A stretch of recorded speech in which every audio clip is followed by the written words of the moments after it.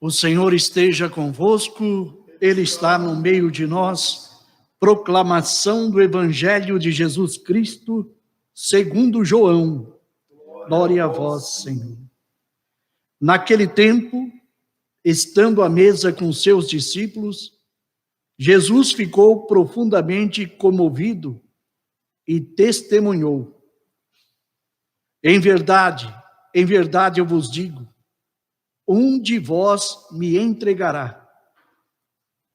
Desconcertados, um deles, a quem Jesus amava, estava recostado ao lado de Jesus. Simão Pedro fez-lhe um sinal para que ele procurasse saber de quem Jesus estava falando.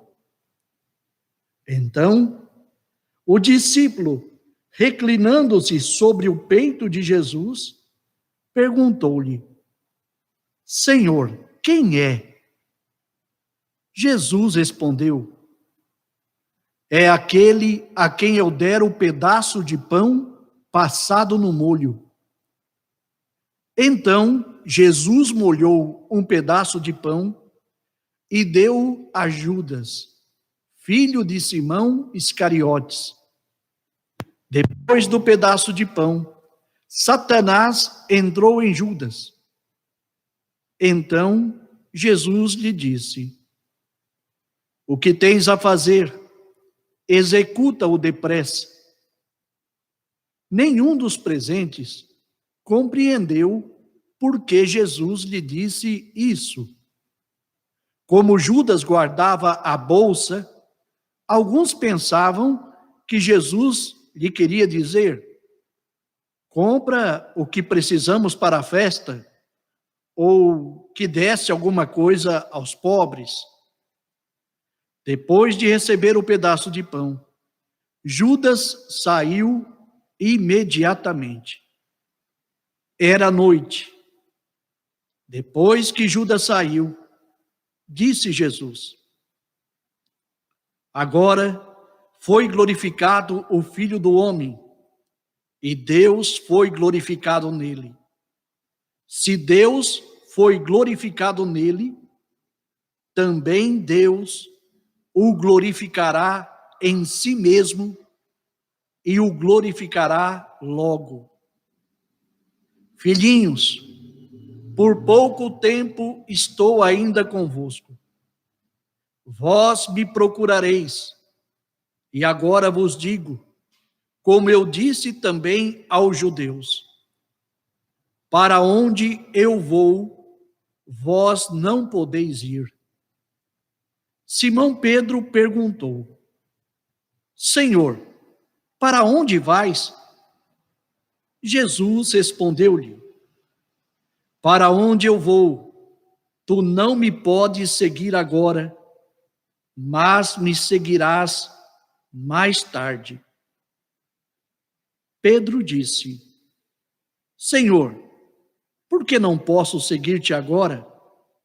Eu darei a minha vida por ti. Respondeu Jesus: darás a tua vida por mim? Em verdade te digo, o galo não cantará antes que me tenhas negado 3 vezes. Palavra da salvação. Glória a vós, Senhor.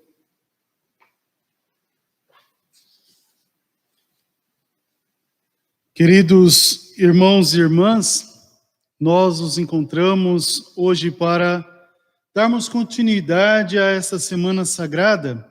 E o Senhor hoje nos convida a viver algo que é muito importante para a nossa vida. Primeiramente, a nossa vocação de cristãos batizados. Somos chamados e queridos por Deus. Se pegarmos a primeira leitura do profeta Isaías, é quase que um aceno, ao mesmo tempo, às profecias de Jeremias, quando fala que é o Senhor que chama, é o Senhor que escolhe, nós somos dele. Essa é a parte importante. E na nossa realidade, se somos fiéis ao seu projeto, ele é glorificado. Então aqui também mostra também a dimensão que que era dada, já uma profecia, uma alusão, uma ação já a Jesus Cristo, né? Aquele que é o glorificado do Pai, e no Pai, e nele se expressa toda a vontade do Pai. E nós encontramos esta realidade também apresentada no Evangelho. Veja que aqui nós estamos o texto que João declama para a gente agora, tem aqui uma ação de várias perícopes, várias partezinhas do Evangelho, e mostra, primeiramente, a dimensão da ceia. Estamos numa ceia. Jesus agora é a verdadeira oferta. Aqui a gente já tinha passado pela ressurreição de Lázaro, agora vai ser a oferta verdadeira. Jesus que agora assume, a partir desse momento, assume toda a realidade da sua dor e morte dentro desse texto. E nós vamos acompanhar isso dentro do tríduo pascal. Aqui já é que a gente vai dizer assim, um aperitivo para vivermos o tríduo pascal de nosso Senhor. E o texto aqui vai mostrar dois personagens, Judas e Pedro. Aqui nós apresentamos primeiramente Pedro, que fala para o Senhor, né? Senhor, para onde tu vais? Né? E ele fala, olha, para onde eu vou agora, Pedro, você não vai comigo. Vai chegar o dia que você irá.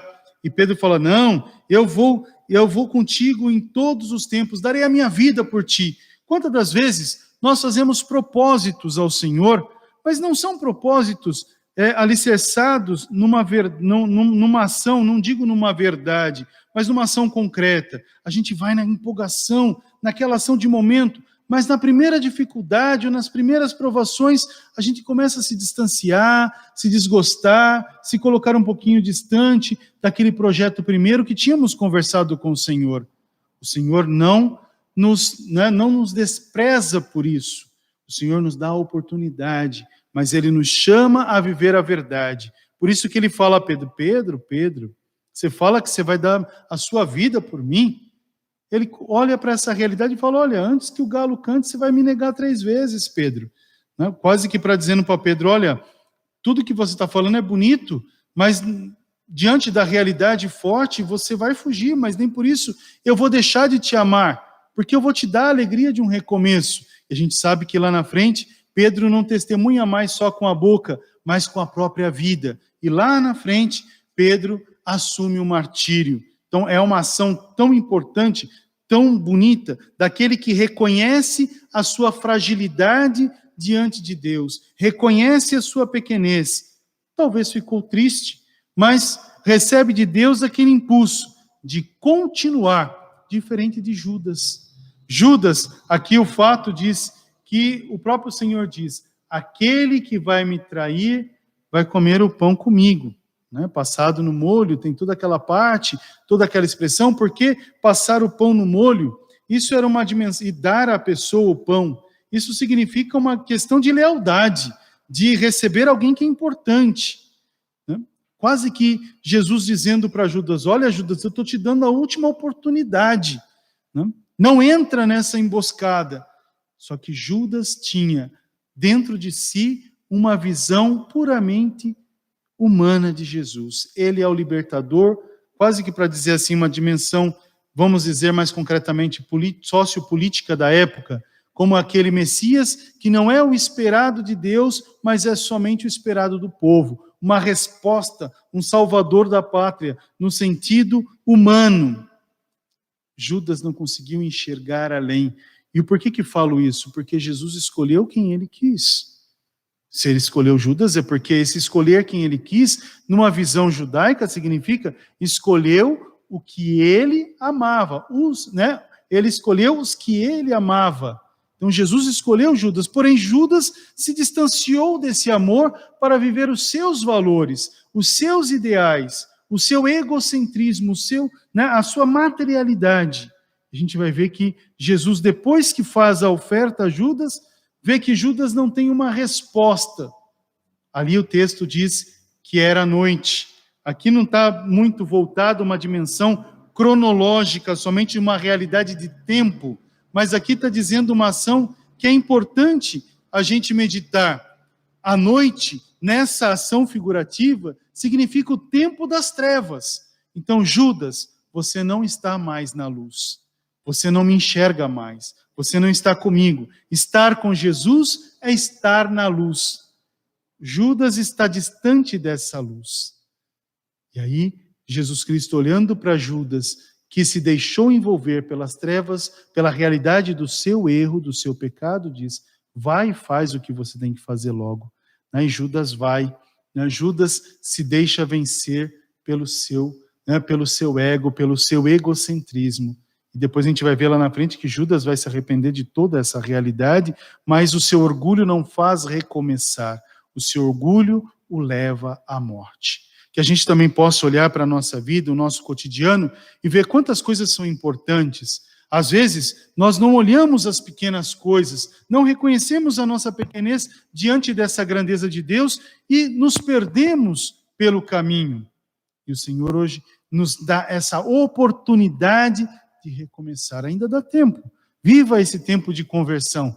Viva esse tempo da graça. Ainda dá tempo. Vamos viver, vamos celebrar essa misericórdia de Deus para sentir verdadeiramente uma Páscoa, não do nosso jeito, não da nossa vontade, mas da vontade de Deus em nós. E a vontade de Deus sempre é a melhor, meus irmãos e minhas irmãs. A vontade de Deus nos impulsiona para frente e nos faz discípulos e missionários, nos dá a alegria de vivermos e comungarmos da sua palavra, e não só comungar dessa palavra, mas ser palavra de Deus aos nossos irmãos. Leva o amor, leva a esperança, leva a vida. Essa é a ação tão importante que Deus nos dá a celebrar no dia de hoje. Que o Senhor nos oriente, nos guarde e nos conduza. Hoje também celebramos o aniversário de nosso irmão, Diácono Nivaldo. 18 anos de vida diaconal servindo a nossa igreja. Que alegria! Que alegria poder dizer, sou de Deus. Não simplesmente sou de Deus porque tenho um privilégio, mas sou de Deus para estar a serviço do irmão, para levar a palavra, anunciar a palavra, estar a serviço do altar, ir de encontro às pessoas. O serviço diaconal significa, o diácono significa aquele que está sempre a serviço do reino de Deus. Que nós possamos hoje render graças pela vida de nosso irmão, pela sua família, que possamos dizer, Senhor, nunca deixe faltar o vinho novo, nunca deixe faltar a alegria do serviço e da comunhão ao nosso irmão. E dando a comunhão a ele, vivendo essa alegria de comunhão, de unidade, que ele possa ser sempre também Cristo para a nossa igreja, possa ser essa alegria de Deus, Cristo servidor, Cristo que se coloca na diaconia, no serviço, para o bem de toda a humanidade. Oblato quer dizer ofertado a Deus, então que a sua vocação seja uma grande oblação ao nosso Senhor. Louvado seja o nosso Senhor Jesus Cristo, para sempre seja louvado.